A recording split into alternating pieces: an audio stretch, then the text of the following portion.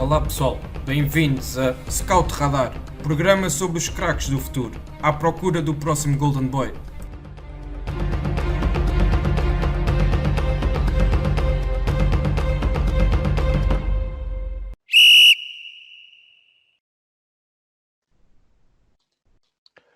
Olá, bem-vindos mais uma vez ao Scout Radar, o podcast da ProScout onde falamos dos craques do futuro. Hoje, para esta 8ª edição, volto a ter comigo os convidados do último episódio, André Severino e Tomé Azevedo. A ambos volto a agradecer a vossa disponibilidade e a vossa partilha dos conhecimentos. Hoje voltaremos a visitar o Campeonato Nacional de Sub-23, a chamada Liga Revelação, e dos jogadores que durante esta época de 2019-2020 mais destacaram neste escalão.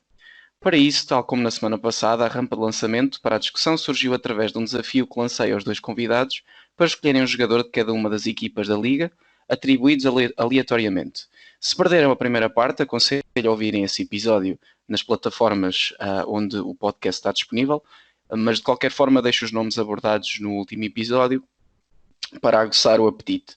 João Valido, Costinha, Dani Henriques, Eduardo Quaresma, Bruno Lourenço, Jorge Pereira, Paulinho e Beto. Avançando então para os nomes de hoje e começando desta vez pelo André, o jogador escolhido por ele na equipa do Benfica foi Ronaldo Camará, de apenas 17 anos e um nome bem conhecido por quem acompanha o futebol jovem em Portugal e as suas seleções nacionais, e tido por muitos como um dos jogadores mais promissores do país.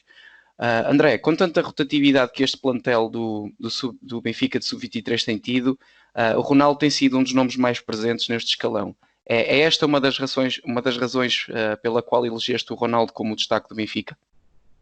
Olha, o Ronaldo é um médio centro com 17 anos e foi essa uma das principais fatores que me levou a escolher o Ronaldo, porque aos 17 anos jogar uma Liga de Sub-23, veja-se a quantidade de escalões que ele está a saltar, portanto os patamares que ele está a saltar em nível de crescimento. Agora, apesar da tenra idade que tem, 17 anos, mostra uma maturidade muito interessante em campo. É um jogador com uma capacidade técnica muito forte, tem uma grande visão de jogo, tem também um remate muito interessante, mas é ao nível da relação com bola que ele se destaca mais, pela inteligência que tem, a confiança também no seu jogo, e aos 17 anos ter esta maturidade que apresenta em campo é muito interessante. No capítulo defensivo, e apesar de ter apenas 1,68 m de altura, portanto não ser um jogador muito alto, é um jogador que não foge dos duelos físicos e acaba por conseguir tirar proveito da sua inteligência e do bom uso do corpo através do seu bom posicionamento em campo para conseguir ganhar vantagem aos adversários nos duelos. Portanto, aos 17 anos, jogar no escalão de sub-23, ser titular no escalão de sub-23, inclusive já ter jogado no Benfica B na segunda liga, faz com que o Ronaldo Camará neste momento seja um dos jogadores com uma maior prospecção de futuro naquilo que é os escalões do Benfica.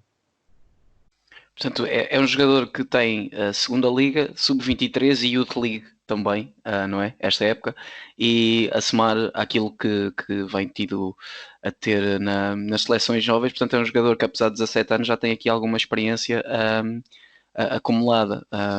Não sei se o Tomé queres acrescentar alguma coisa aqui em relação ao Ronaldo. Sim, eu concordo com o que o André disse. Ele, apesar de ser baixo, utiliza muito bem o corpo para proteger a bola e ganhar os duelos físicos. Além disso, lê muito bem o jogo e executa bem. Quando um jogador vê as coisas antes dos outros e executa com qualidade, está sempre mais perto de jogar ao mais alto nível. É muito difícil chegar à equipa principal do Benfica, mas o Ronaldo Camará perfila-se como um dos poucos que pode conseguir lá chegar. Sim, já agora uma outra questão sobre o Ronaldo Camará. É um jogador onde existem ainda algumas dúvidas sobre qual a posição em campo onde poderá oferecer mais. Na vossa opinião, em que posição e sistema tático vem aí o Ronaldo a ter mais impacto? Se calhar começando outra vez pelo André. Olha, pelo aquilo que eu disse, das suas principais características, capacidade técnica, visão de jogo, relação com bola, eu gosto do Ronaldo a fazer a posição 10. Para mim, também dado a não ser um jogador extremamente forte no capítulo defensivo, para mim é na posição 10 onde ele poderá ter um maior rendimento. Porque é um jogador que gosta de ter bola, gosta de criar desequilíbrios também com bola através do passe e, portanto, para mim, sem dúvida nenhuma, é a posição 10 onde eu vejo a ter maior futuro. Tomé, partilhas da opinião do André? Sim, um pouco, embora eu acho que ele também possa fazer muito bem a posição de 8 pela capacidade que tem pela raio de ação que tem. Mas um jogador com a qualidade técnica dele realmente pode encaixar a número 10 muito bem. Sim, ok, muito obrigado. Então já dá para ver por esta diferença de opiniões que é um jogador bastante versátil no meio-campo do Benfica. Avançando então para o próximo nome da lista e começando agora pelo Tomé, é um jogador da Académica, jogador chamado Dani Costa, avançado, 19 anos, e que tem feito a maior parte do seu percurso, pelo menos nos escalões mais avançados aqui na Académica. Um jogador que também já tem minutos na segunda liga, pela equipa principal, e portanto, Tomé, pergunto quais são as características que mais gostas de ver no Dani e se achas que é um jogador de futuro para a Académica. Sim, eu acho que sim. O Dani Costa, como é conhecido no futebol, apesar de estar no seu primeiro ano de sénior, ou seja, ele nasceu em 2000, já foi a referência de ataque da equipa de sub-23 da Académica. Inclusive este ano, como disseste, ele já se estreou pela equipa principal, já fez 6 jogos a suplente, quer na segunda liga, quer na Taça da Liga, logo no início da época. Em relação ao seu percurso, ele chegou à Académica em 2017, ingressando na equipa de Júniors, após ter marcado quase 50 golos nos 2 anos juvenil da Nadia. Em 2018-2019 cumpriu a sua última época enquanto júnior e foi um dos melhores marcadores da competição. Ele marcou 14 golos na fase regular e depois mais 12 na fase de manutenção da Zona Sul, onde participou a Académica. Portanto, estamos a falar de 26 golos em 33 jogos, que é uma marca assinalável, e já nessa época fez 4 jogos na Liga Revelação.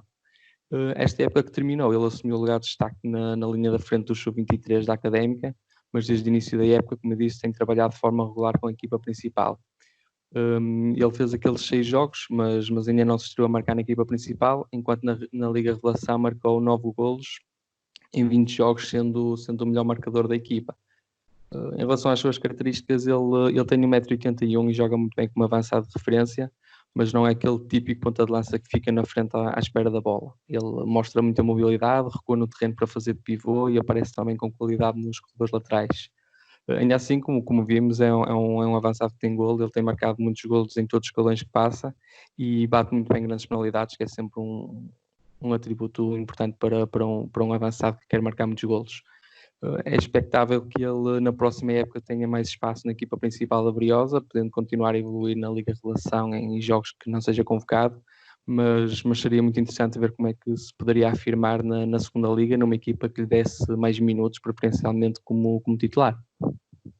Sim, apesar de não ser tarefa fácil entrar neste plantel da Académica, se calhar é uma das equipas da segunda liga com maior qualidade na posição de ponta de lança. Tem aqui, por exemplo, o de José, que jogou ainda na Primeira Liga durante alguns anos, e o próprio Dérico Lacerda, que também tem sido uma das revelações da Segunda Liga, um avançado também brasileiro de apenas 20 anos. André, achas que o Dani tem capacidade para se bater com estes dois e ganhar uma posição no 11 inicial? É assim, são dois jogadores de extrema qualidade da Académica, não é? Não é fácil para um jogador que está neste momento no seu primeiro ano de sénior ainda conseguir impor-se assim de caras numa segunda liga. Portanto, o contexto em si também tem de ser favorável para o crescimento do jogador. Não se pode pedir a um sénior de primeiro ano, um jogador que vem dos júniores, para conseguir fazer o que um jogador que já está, que anda há bastantes anos numa segunda liga, a fazer. Portanto, há que medir aqui também as exigências que são colocadas. Agora, acho que está a ser gerido muito bem o trajeto do Dani. O facto de ele trabalhar muito com a equipa sénior é importante para este tal crescimento que eu falava, porque a verdade é que ele, o ano passado, faz 33 jogos e marca 26 golos, um número muito assinalável. Esta temporada não marca tantos golos, mas reparem, em 20 jogos faz 9 golos. Portanto, é um número também interessante, e a verdade é que ele este ano já trabalhava muito mais com a equipa A do que com a equipa de sub-23, portanto, também daí que o entrosamento não seja tão forte. Agora, acho sim que nos próximos próximos anos vai ser, sem dúvida nenhuma, um dos grandes trunfos da Briosa e se o conseguirem manter na Académica por muito tempo, poderá ser, sem dúvida nenhuma, uma das figuras da Académica. Sim, e tu falaste 9 golos em 20 jogos, mesmo assim ainda é uma média bastante interessante, um golo a praticamente cada 2 jogos, numa competição que é um salto competitivo ainda considerável em relação ao campeonato de júniores, portanto também não, apesar dos números baixarem um pouco, continuam a ser encorajadores para o futuro deste jogador. Acho que podemos então avançar para o próximo jogador na lista, e desta vez passamos para a defesa. É um jogador do Estoril chamado Bernardo Vital, defesa central também aqui bastante alto, 1,87 m, e que é um jogador que também tem a sua formação a maior parte passada no Estoril.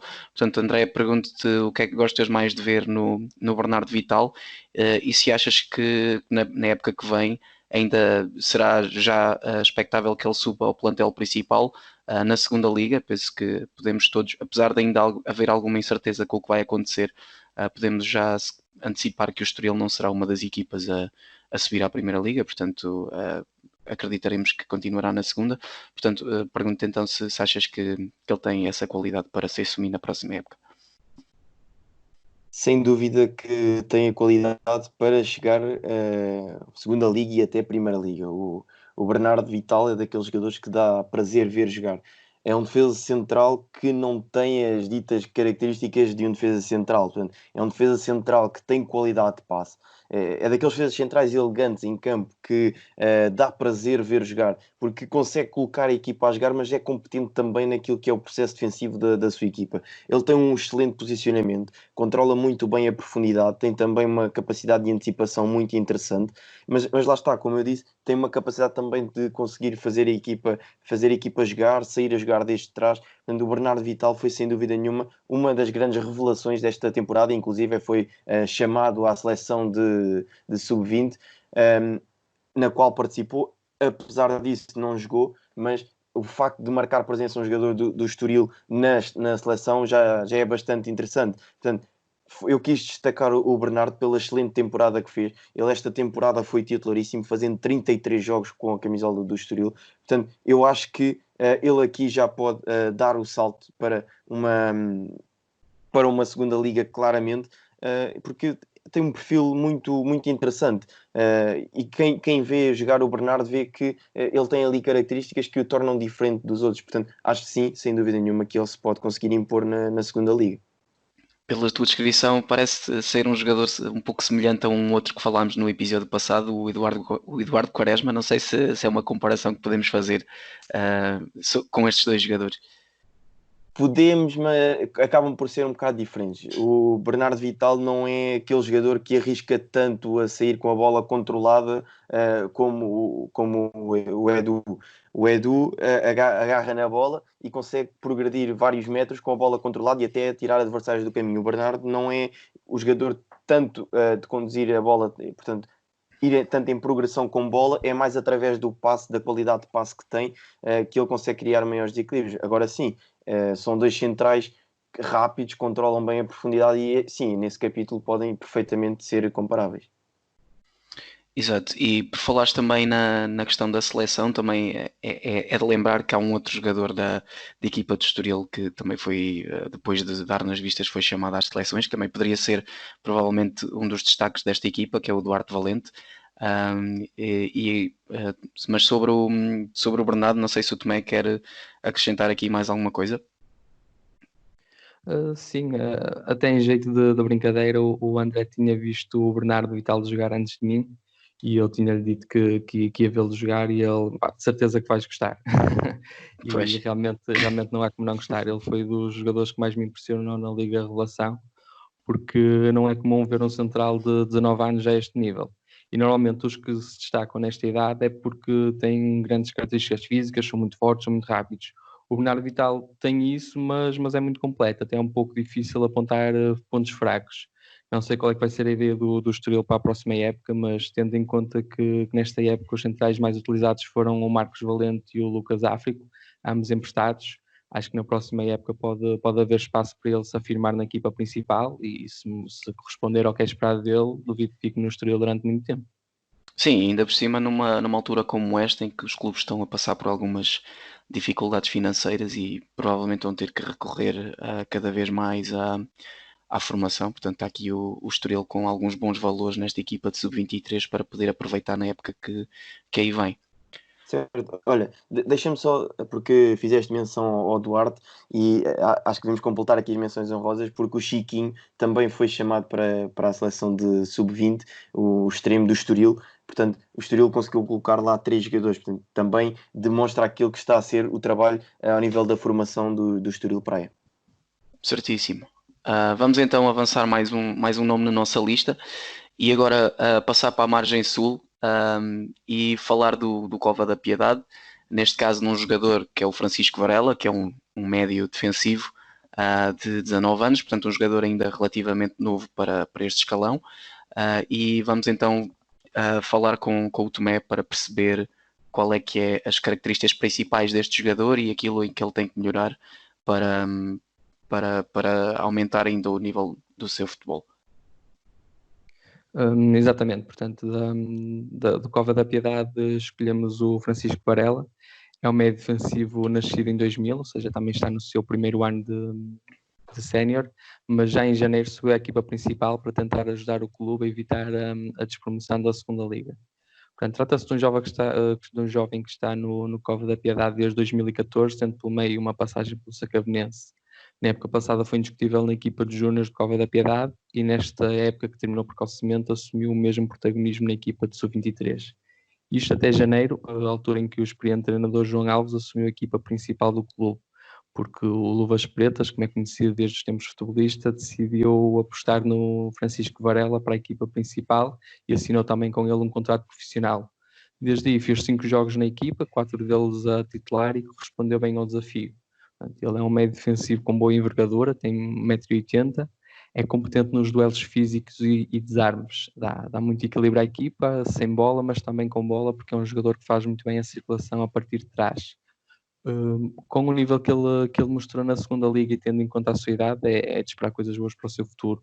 Se confirmar que o Cova da Piedade não vai descer de divisão, como foi anunciado, é expectável que ele na próxima época assuma um papel importante na equipa. Sim, e se alguém cabe perceber de médios, há de ser o João Alves, não é? É verdade. Tendo sido ele um dos grandes craques de Portugal nessa posição. André, não sei se queres aqui completar com mais alguma coisa sobre o Varela. Posso só dizer que é daqueles jogadores que, apesar de atuar na posição 6, não se limita a defender e a destruir jogo, como muitos treinadores gostam daquele 6 puro e duro. O Francisco Varela é um 6 que acaba por conseguir também ter qualidade ao nível do passe, embora ainda por vezes cometa alguns erros ao nível da construção de jogo.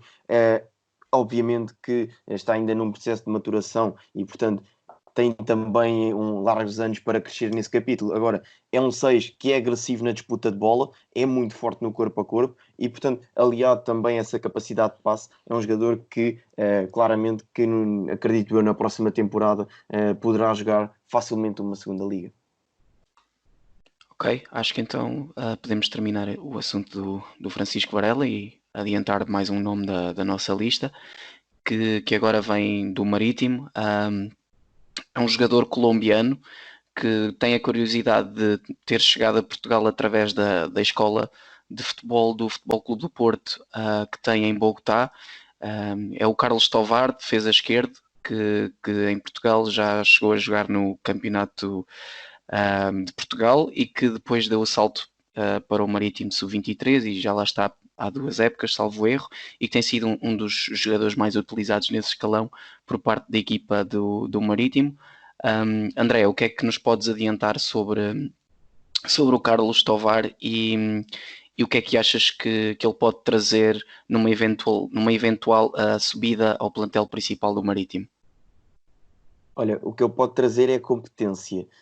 Acho que essa é uma das principais características do Carlos Tovar, é a competência ao nível defensivo e competência ao nível ofensivo. Embora o Carlos Tovar seja, e verdade seja dita, mais forte do capítulo defensivo do que no capítulo ofensivo, ainda assim apresenta também qualidade no capítulo ofensivo. É um jogador bastante agressivo na disputa de bola, é rápido, e é esta agressividade positiva aqui de frisar na disputa de bola que o torna um jogador bastante interessante no capítulo defensivo. É difícil ganhar um duelo no corpo a corpo. Ele tem 1,80 m, tem uma boa estrutura física e, portanto, é complicado aqui ganhar-lhe um duelo.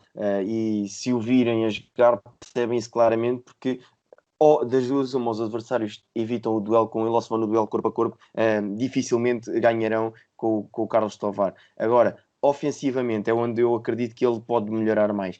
Ao nível do cruzamento, pode aqui melhorar um pouco mais e sim, aí teria de melhorar necessariamente para conseguir chegar a um nível mais acima. Agora, ainda é novo, ele é de 99 e portanto pode aqui crescer. Eu acho pessoalmente que vai chegar lá, tem nível para chegar lá, tem capacidade para chegar lá e, portanto, o seu jogo é bastante interessante e é um jogador a ter em atenção nos próximos anos. E quando dizes chegar lá, achas que na próxima época ele já tem essa capacidade para entrar no plantel principal do Marítimo? Ou achas que, por exemplo, ainda tem que passar por uma equipa intermédia como o Marítimo B, que é uma equipa que está no Campeonato de Portugal e que é um nível competitivo acima deste Campeonato Sub-23? Achas que ele ainda tem que passar por aí e ganhar mais alguns calos e passar por aí as suas dores de crescimento antes de entrar na equipa principal do Marítimo? Sim, eu acredito que sim. Agora, temos que ver também isso também depende de um pouco do treinador, depende também das opções que o Marítimo terá para essa posição. Agora, imaginemos que o Marítimo tem apenas um defesa esquerdo e precisa de um segundo defesa esquerdo, uma segunda opção. Acho que o Carlos Tovar pode ser facilmente essa segunda opção. Agora, ele não pode estar parado um ano inteiro e estar na sombra de um jogador, não. Tem que jogar para continuar esta sua tal evolução. Se não tiver espaço no plantel principal do Marítimo, acho que sim, porque ou das duas uma, ou joga no Marítimo B, Campeonato de Portugal ou Segunda Liga, como se ainda fala no momento atual em que vivemos, mas eu acho que a Segunda Liga seria, sem dúvida nenhuma, o contexto mais adequado para ele, para, lá está, essa fase intermédia que tu falas do seu desenvolvimento, para depois sim poder ascender ao plantel principal do Marítimo ou uma equipa da Primeira Liga. Sim, ou então, exato, e ter um percurso semelhante, por exemplo, ao Nanu, que é o atual lateral direito do plantel principal, que também teve um percurso semelhante ao que está a ter o Carlos Tovar. Não sei se aqui o Tomé quer completar com mais alguma informação sobre este jogador, ou se podemos então passar para o próximo nome da lista. Podemos passar o André acho que o descreveu muito bem, eu tenho a mesma opinião que ele. Ele até, nós na altura que o avaliamos, nós tivemos a mesma opinião, que ele parecia o Borja do Sporting, quer dizer, até pela posição, nacionalidade, até a fisionomia, porque eles têm os dois 1,80 m, parecem ser jogadores muito parecidos, e quando se vê o Carlos Tovar a jogar, lembrávamos os dois do Borja. Ainda assim, acho que pelas características que ele tem aos 21 anos, acho que sim, acho que pode fazer uma carreira interessante em Portugal. Talvez não já diretamente na equipa principal do Marítimo, mas se surgir essa oportunidade de ir entrando na equipa, quem sabe. Ok, vamos então avançar para o próximo nome da lista, que vem do Feirense e é um avançado da Nigéria chamado Abraham Marcos. Tomé, pega outra vez na tua opinião para lançar aqui a discussão sobre o Abraham.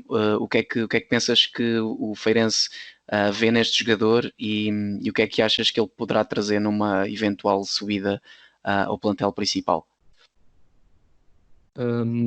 Assim, o Marcos Abraham é um jogador que veio daquele lote de vários jogadores da Nigéria.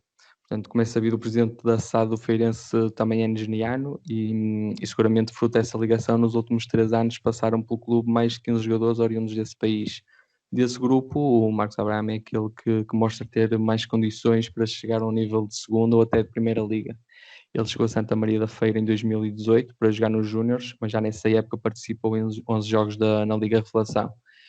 em 2019-2020, ou seja, na época que terminou, foi uma das maiores referências da equipa, e mesmo não sendo um ponta de lança puro, foi o melhor marcador da equipa, com 7 golos em 28 jogos.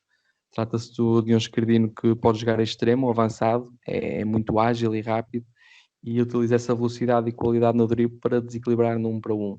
Mas apesar de ser um desequilibrador, é alguém que segura bem a bola, que joga com critério e aparece com qualidade em zonas de finalização. O Feirense é um clube que ambiciona subir novamente à Primeira Liga, por isso há menos espaço para este tipo de jovens terem minutos e margem de erro, mas acreditamos que na próxima época possa fazer parte da equipa principal, até havendo nele uma aposta para o futuro. Exato, e falaste nesses vários jogadores nigerianos que chegaram a Santa Maria da Feira, e nunca é demais relembrar o Etebo, que foi um dos grandes craques da Liga há coisa de 2 ou 3 épocas atrás, e que depois acabou por dar o salto para uma liga maior. Não sei se aqui o André quer completar com mais alguma coisa aqui esta Não, discussão do Abraham. não, a descrição que o Tomé fez foi bastante pertinente. Acho que abordou todos os pontos fortes do seu jogo. É um jogador que é driblador, como o Tomé disse. Agora ele também utiliza bastante bem o seu físico como uma arma do jogo. O tal posicionamento em campo, a proteção de bola, torna difícil o adversário conseguir lhe roubar a bola. Portanto, basicamente o Feirense tem aqui um produto a poder explorar no seu futuro, e tal como referiste bem, quem sabe se não está aqui um novo ET para o Feirense. Ok, avançando então para o Leixões agora.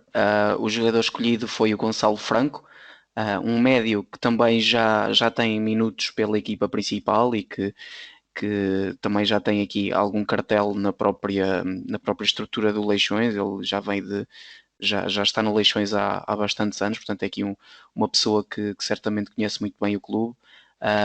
E portanto agora peço a opinião do André, para nos explicar que jogador é o Gonçalo Franco, e quais são as características que tu vês que o tornam um jogador a ter em atenção para o futuro. Olha, o Gonçalo é literalmente um bebé do mar, portanto, fez grande parte da sua formação no Leixões. É um médio centro, tem 1,76 m, não é um jogador extremamente forte ao nível físico, é um daqueles jogadores que tem uma grande qualidade de passe e uma visão de jogo. Aliado a isto, tem um sentido posicional bastante interessante, e que eu acredito que foi este sentido posicional que lhe permitiu ter esta ascensão rápida à segunda liga, e portanto passar a ser uma opção válida para a equipa do Leixões. Ele esta temporada já fez 6 jogos pela equipa principal, e portanto esta tal qualidade de jogo que ele consegue colocar ao nível do passe, ao nível dos desequilíbrios, é bastante interessante. Ainda assim, denota-se algumas diferenças entre aquilo que o Gonçalo produz no Sub-23 e aquilo que ele produz numa segunda liga, que é perfeitamente normal. Também porque num contexto de segunda liga, o seu à vontade não será tanto. O facto de não querer arriscar tanto faz com que se retraia um pouco nas suas ações e opte por jogar mais pelo seguro em vez de arriscar tanto. Portanto, acho que aqui a maturidade dele também, o ganhar confiança, eu acredito que na próxima temporada teremos um Gonçalo ainda melhor, um Gonçalo capaz de criar ainda mais desequilíbrios ao nível ofensivo, aumentar um pouco a verticalidade do seu jogo e não jogar tanto para os corredores laterais, tentar passes em profundidade, etc. Portanto, acho sem dúvida nenhuma que na próxima temporada o Gonçalo não terá lugar no Sub-23, terá sim lugar na segunda liga, porque evidentemente ele já fez esta reta final no Leixões. Agora voltar para o Sub-23 seria um passo atrás na sua carreira e seria o estagnar do seu desenvolvimento. Acho sem dúvida nenhuma que é um jogador a terem atenção, e eu não tenho dúvidas de que o Leixões, como também é conhecido por aproveitar muito bem aquilo que é a sua formação, acredito que o Gonçalo vai ser uma aposta para a próxima temporada. Sim, e tendo aqui algum historial recente em relação a médios, o Leixões aproveitava bons jogadores, como por exemplo o Steven Eustáquio ou o Bernardo Martins, que curiosamente estão os dois agora no Passos de Ferreira, são colegas de equipa, mas que numa altura mais precoce da sua carreira passaram também pelo Leixões, que tem sido uma das equipas que nos últimos anos melhor tem trabalhado o scouting e a formação de jogadores e depois o seu enquadramento nos seus quadros competitivos. Não sei se o Tomé quer aqui finalizar com mais alguma coisa em relação ao Franco, ou se então podemos passar para o último nome da lista e avançar. Assim, só acrescentar aqui uma questão que não é por acaso que ele aos 19 anos subiu à equipa principal pela mão do Carlos Pinto, que entretanto foi despedido, e quando o Manuel Cajuda assumiu a equipa, ele manteve a aposta no Gonçalo Franco. Portanto, se foram dois treinadores que viram nele qualidade, e seguramente que vai continuar na equipa principal de Leixões. Já agora só uma última questão ainda em relação ao Gonçalo Franco. Eu estou aqui a ver que ele termina contrato em 2020, em 30 de junho. Acham que é um jogador que o Leixões tem obrigatoriamente que contratar de volta, ou se acham que é uma boa oportunidade até para ele poder já dar o salto para um clube, por exemplo, da Primeira Liga? Posso começar. Acho ainda difícil que o Gonçalo consiga, na próxima temporada, disputar uma Primeira Liga. Acho que esta temporada fez 6 jogos, portanto, é um número interessante, dada a sua idade, e, portanto, ele tem 19 anos neste momento, e, portanto, o facto de poder, na próxima temporada, disputar novamente uma segunda liga, acho que seria o contexto indicado. Porque o facto de ter feito apenas 6 jogos esta temporada, e aqui este apenas entre aspas, porque para a idade que tem é bastante positivo, não faz com que ele neste momento consiga ser aposta numa Primeira Liga, porque lá está aquilo que eu disse, tem que ganhar confiança também no seu jogo, porque as qualidades estão lá. Agora o Gonçalo tem que se soltar e conseguir capitalizar aquilo que são as suas qualidades para o seu jogo e transportá-las para o jogo. Portanto, acho que sim, que jogar uma segunda liga na próxima temporada, e isso eu não tenho dúvidas de que ele o irá fazer, será muito positivo para o seu desenvolvimento. Sim, exatamente. Acho que seria melhor para todas as partes que ele se mantivesse no Leixões. Iria continuar a evoluir e o Leixões seguramente que ia aproveitar o rendimento desportivo e mais tarde financeiro. Ok, vamos então avançar para o último nome da lista e vamos até Braga. O Braga, que a par do Marítimo, é outra das equipas que tem equipa sub-23 e equipa B. Portanto, a minha pergunta também vai por aí. Só para voltar a dar o contexto, porque não disse o nome do jogador ainda, é o Einel Soares, é um extremo de 20 anos, cabo-verdiano. E a minha pergunta vai então para o Tomé.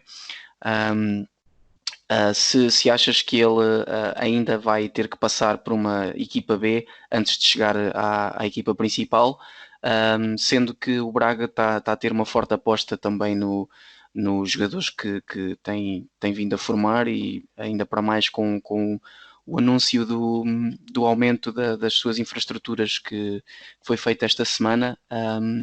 Portanto, a minha questão vai por aí. Tomé, o que é que pensas do Einel, e se achas que ele vai ter que passar ainda pela equipa B? Talvez, porque normalmente o Braga utiliza aqui tem utilizado esta plataforma de sub-23 para encaixar os jogadores que são do primeiro ano de sénior ou segundo ano de júnior. Portanto, é lá que está o Einel esta temporada, e também esteve na temporada passada. Portanto, talvez na próxima época, pela qualidade que tem, esteja na equipa B primeiro, porque seguramente que o Braga o vai querer segurar, mas dificilmente terá lugar na equipa principal. Portanto, só para contextualizar, o Enel teve uma passagem por Itália, no Novara, antes de chegar à equipa minhota em 2018. Nesse ano, como eu disse, ele era júnior, mas jogou principalmente na Liga Revelação e até chegou a jogar na equipa B, que falamos. Este ano aumentou a sua importância na equipa de sub-23 e foi um dos 3 jogadores que mais jogos fez, tendo participado novamente na equipa B. Portanto, trata-se de um extremo destro que joga preferencialmente sobre a esquerda, é muito ágil e tem uma grande capacidade na mudança de velocidade. Além disso, tem um excelente drible e é imprevisível, o que o torna muito forte no 1 para 1.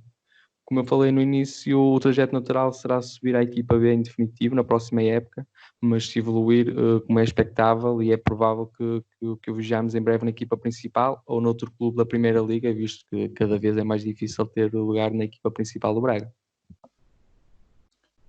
É interessante que tenhas falado no Novara. Ainda recentemente tivemos um grande craque do nosso campeonato que acabou o seu processo de formação no Novara, que foi o Bruno Fernandes. E, portanto é aqui um clube que em Portugal parece trazer boas memórias. Não sei se o André quer aqui completar com mais alguma coisa em relação ao Ainel. O Enel é de facto um jogador com qualidade e é forte no drible, é ágil. Agora, eu acho que ele pode ainda melhorar no capítulo da finalização. Vejamos que esta temporada, em 31 jogos, apontou apenas 2 golos. Portanto, se ele melhorar esta finalização e não se limitar só a criar desequilíbrios, eu acho sim que pode aí dar o salto. Agora, muito dificilmente ele conseguirá chegar na próxima temporada à primeira equipa. Agora, é assim, o difícil, o impossível, como se costuma dizer, só é impossível até acontecer. Portanto, fazendo uma boa época, juntando-se aqui uma conjuntura em torno daquilo que é o Enel, eu acho que pode claramente chegar lá ao nível de Primeira Liga. Agora, na próxima temporada, acho que vai ser cada vez mais aposta na equipa B. Portanto, temos aqui um jogador também mais um para acompanhar, porque o futuro acredito que será risonho para o Enel. Ok, muito obrigado a ambos. Terminamos assim a lista de jogadores do campeonato sub-23 que tínhamos para apresentar. A todos os nossos ouvintes, queria agradecer a vossa preferência. Como sempre, podem dar o vosso feedback através das redes sociais. E então despeço-me com um abraço e até uma próxima.